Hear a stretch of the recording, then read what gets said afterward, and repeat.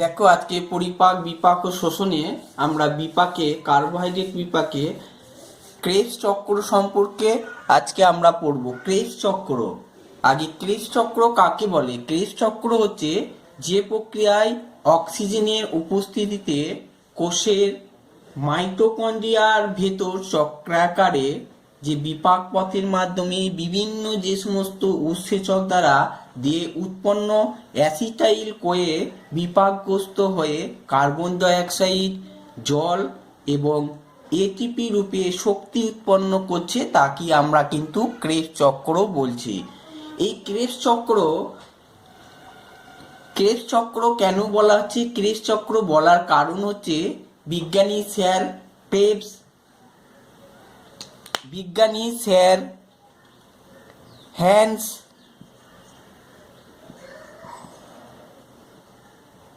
Adolf Krebs 1937 খ্রিস্টাব্দে প্রথম এই চক্র বিক্রিয়াটি প্রথম আবিষ্কার করেন বলে তার নাম অনুসারে এই বিক্রিয়াটিকে ক্রেবস চক্র বলা হচ্ছে। এই ক্রেবস চক্রকে অনেক সময় টিসিএ সার্কেলও বলা হচ্ছে। এই ক্রেবস চক্রকে টিসিএ সার্কেলও কিন্তু অনেক সময় বলা হচ্ছে। কেন টিসিএ সার্কেল বলা হচ্ছে? এই চক্রে প্রথম উৎপাদিত যৌগটি হচ্ছে সাইট্রিক অ্যাসিড, তাই এই চক্রটি সাইট্রিক অ্যাসিড চক্র নামে কিন্তু পরিচিত। এই সাইট্রিক অ্যাসিডে তিনটি যে কার্বক্সিল অ্যাসিড থাকে, এই সাইট্রিক অ্যাসিডে যে তিনটি কার্বক্সিল যে গ্রুপ থাকে, এই গ্রুপকে একে ট্রাই কার্বক্সিলিক অ্যাসিড চক্র বা সাইট্রিক অ্যাসিড চক্র, কিকে ট্রাই কার্বক্সিলিক অ্যাসিড চক্র, সেই জন্য একে টিসিএ সার্কেল বলে।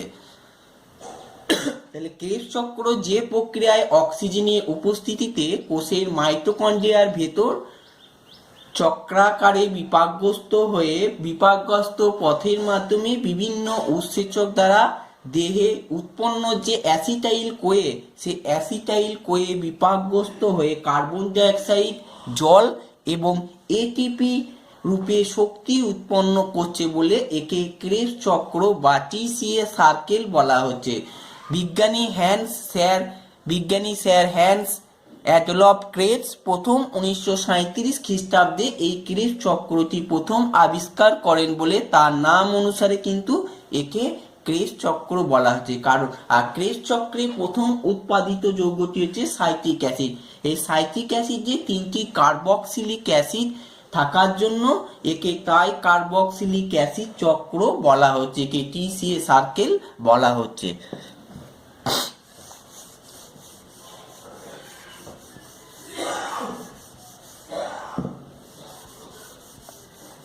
এই ক্রেবস চক্র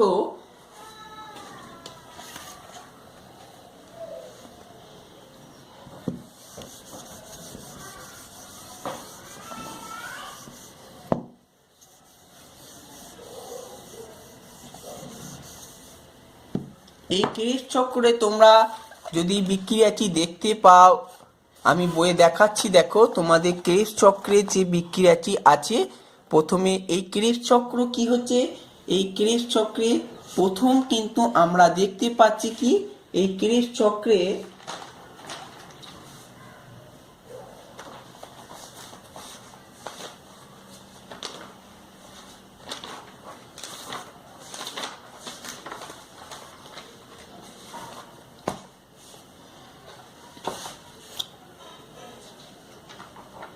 এই ক্রেবস চক্রে প্রথম যে বিক্রিয়াটি আছে, প্রথমে আমরা দেখতে পাচ্ছি সেখানে পাইরুভেট থেকে অ্যাসিটাইল কোয়ে কিন্তু উৎপন্ন হচ্ছে।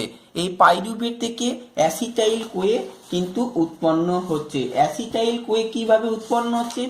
প্রথমে আমরা পাইরুভিক অ্যাসিড প্লাস হচ্ছে তার সাথে কোএনজাইম আছে, প্লাস হচ্ছে এনএডির সাথে যুক্ত হয়ে পাইরুভেট এবং পাইরুভেট ডিহাইড্রোজিনেজ কমপ্লেক্সের মাধ্যমে অ্যাসিটাইল কোয়ে উৎপন্ন হচ্ছে। সেখানে কার্বন ডাইঅক্সাইড আর NaDH2 উৎপন্ন হচ্ছে।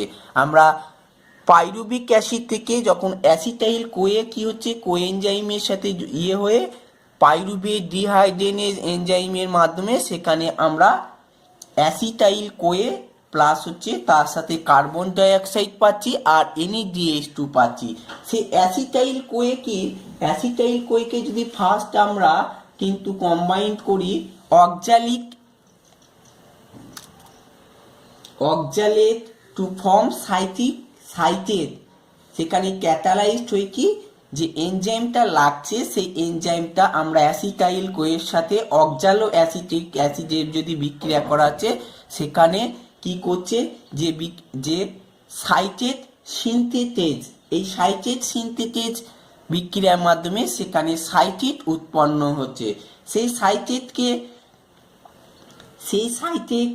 সাইটেটকে অ্যাকোনাইটেজ উৎসেচকের সাহায্যে কিন্তু আবার আমরা কি হচ্ছে সেই সাইটেটকে আমরা অ্যাকোনাইটেজ উৎসেচকের সাহায্যে কিন্তু কি হচ্ছে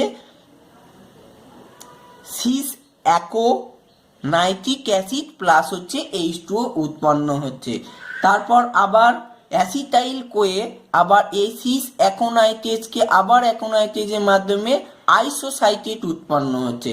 এই আইসোসাইটেটের সাথে যদি আইসোসাইটেট প্লাস হচ্ছে NAD প্লাস আমরা যুক্ত করি সেখানে পাচ্ছি আমরা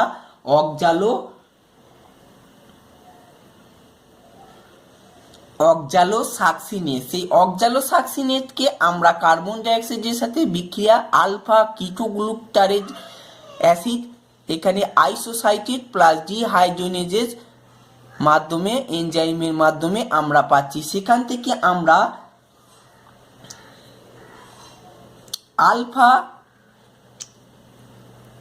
alpha keto glutaric acid plus NAD plus plus কোএনজাইমের মাধ্যমে আমরা সেখানে পাচ্ছি সাকসিনাইল কোয়ে প্লাস হচ্ছে Na প্লাস হচ্ছে কার্বন ডাইঅক্সাইড প্লাস হচ্ছে প্লাস Na2H2 আমরা এখানে কিন্তু আলফা কিটো গ্লুটারেজ ডিহাইড্রেনেজ এনজাইমের মাধ্যমে সেখান থেকে এই সাকসিনাইল কোয়ে সাথে যদি GDP প্লাস হচ্ছে ফসফেট আমরা যুক্ত করি সেখান থেকে সাকসিনাইল কোয়েলের সাথে GDP প্লাস হচ্ছে ফসফেট প্লাস হচ্ছে হাইড্রোজেন যদি আমরা যুক্ত করি সেখানে যে এনজাইমটা লাগছে সেটা হচ্ছে কি থায়োকাইনেজ। এই থায়োকাইনেজের মাধ্যমে আমরা সেখান থেকে পাচ্ছি সাকসিনিক অ্যাসিড বা সাকসিনেট আর প্লাস হচ্ছে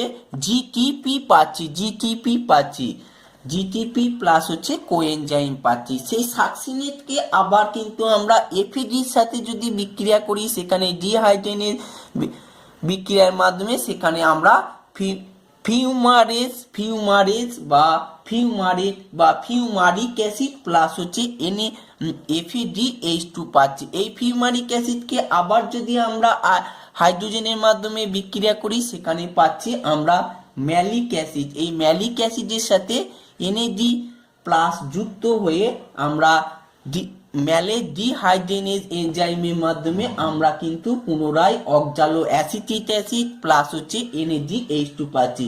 এই উৎপাদিত অক্সালো অ্যাসিটিক অ্যাসিড পুনরায় কিন্তু অ্যাসিটাইল কোয়ের সঙ্গে যুক্ত হয়ে ক্রেবস চক্রে পুনরায় কিন্তু শুরু করছে। পরবর্তীকালে এইভাবে কিন্তু চক্রাকারে কিন্তু আমরা সাইট্রিক অ্যাসিড চক্র কিন্তু আমরা পেয়ে থাকছি। এই সাইট্রিক অ্যাসিড চক্র কিন্তু আমরা পেয়ে থাকছি। এছাড়াও আমরা ক্রেবস চক্রে দেখলাম প্রথমে কি হচ্ছে, প্রথমে অ্যাসিটাইল কোয়ের থেকে সাইট্রেট উৎপন্ন হচ্ছে, সাইট্রেট থেকে সিস অ্যাকোনাইট্রেজ উৎপন্ন হচ্ছে, সেখান থেকে আইসোসাইট্রেট অক্সালো সাকসিনেট আলফা কিটোগ্লুটারেজ থেকে succinyl CoA succinic acid fumaric acid malic acid আবার কিন্তু অক্সালো অ্যাসিটিক অ্যাসিড উৎপন্ন হচ্ছে। এই উৎপাদিত অক্সালো অ্যাসিটিক অ্যাসিড আবার পুনরায় কিন্তু অ্যাসিটাইল কোয়ের সঙ্গে যুক্ত হয়ে ক্রেবস চক্রে পুনরায় কিন্তু শুরু করছে। এইভাবে কিন্তু ক্রেবস চক্রটি কিন্তু আমাদের উৎপন্ন হয়ে থাকছে। এই ক্রেবস চক্রে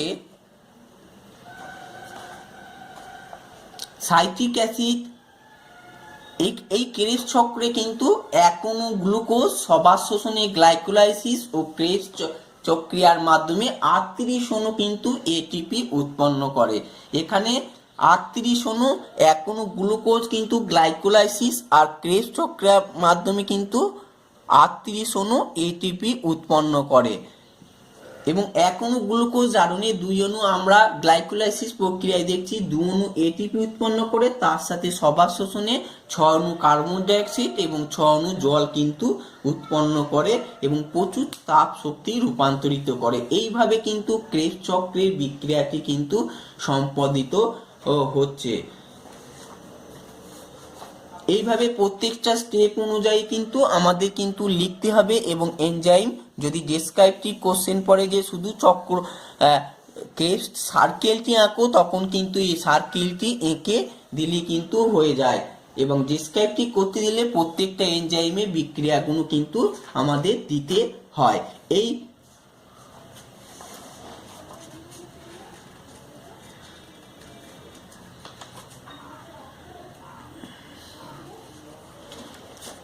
এছাড়াও আমরা কিন্তু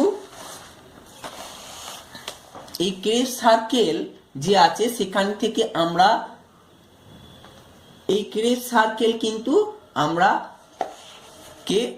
এই ক্রেবস সার্কেল আমরা কাকে বলছি? তাহলে ক্রেবস সার্কেল হচ্ছে যে প্রক্রিয়ায় অক্সিজেনের উপস্থিতিতে কোষের মাইটোকন্ড্রিয়ার ভেতর যে বিপাক প্রক্রিয়ার মাধ্যমে বিভিন্ন উৎসেচকের সাহায্যে অ্যাসিটাইল কোয়ে বিপাকগ্রস্ত হয়ে কার্বন ডাইঅক্সাইড, জল এবং এটিপি রূপে শক্তি উৎপন্ন করছে, তাকেই বলা হচ্ছে ক্রেবস সার্কেল। এই ক্রেবস চক্রটি কে আবিষ্কার করে?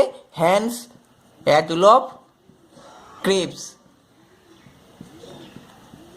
1937 খ্রিস্টাব্দে প্রথম আবিষ্কার করেন বলে তার নাম অনুসারে একে বলা হচ্ছে কি? Krebs circle.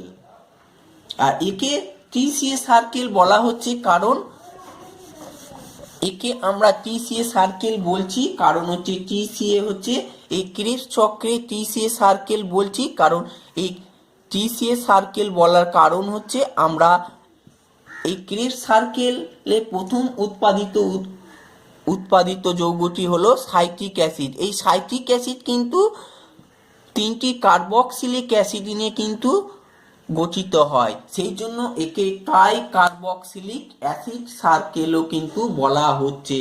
সেই জন্য ক্রেবস সার্কেলকে টিসিএ চক্র কিন্তু অনেক সময় বলা হয়। এখন দেখো আমরা গ্লাইকোলাইসিস আর এই ক্রেবস চক্রের মধ্যে পার্থক্য কি, আমরা এই দুটো বিপাক সম্পর্কে পড়লাম।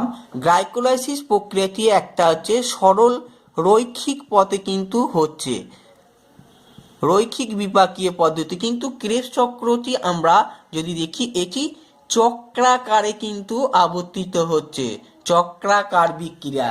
2 নম্বর যদি আমরা দেখি এই গ্লাইকোলাইসিস প্রক্রিয়াটি আমরা সজীব কোষের সাইটোপ্লাজমে কিন্তু এই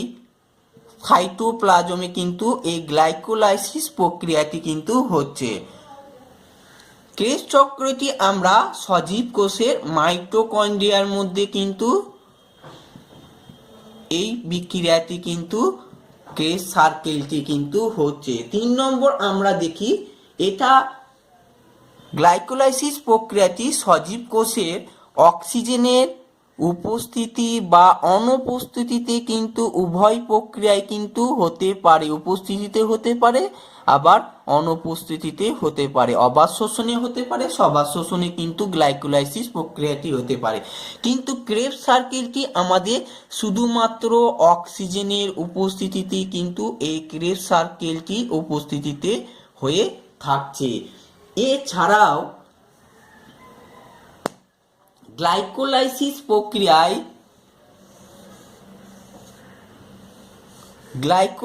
প্রক্রিয়া আর যে সমস্ত গ্লাইকোলাইসিসটি শক্তির কিন্তু গ্লাইকোলাইসিস প্রক্রিয়ায় শক্তির কিন্তু আংশিক মুক্তি ঘটছে, যে শক্তিটা সেটা কিন্তু সম্পূর্ণ নয়, আংশিক কিন্তু এর মুক্তি ঘটছে।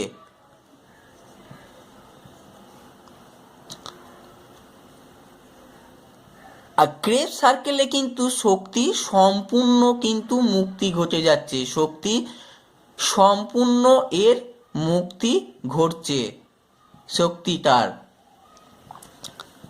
আর কি হচ্ছে, এই ক্রেবস সার্কেলে গ্লাইকোলাইসিস প্রক্রিয়ায় আমরা যে এটিপি উৎপাদন, সেই এটিপি দুঅণু এটিপি উৎপন্ন হয়।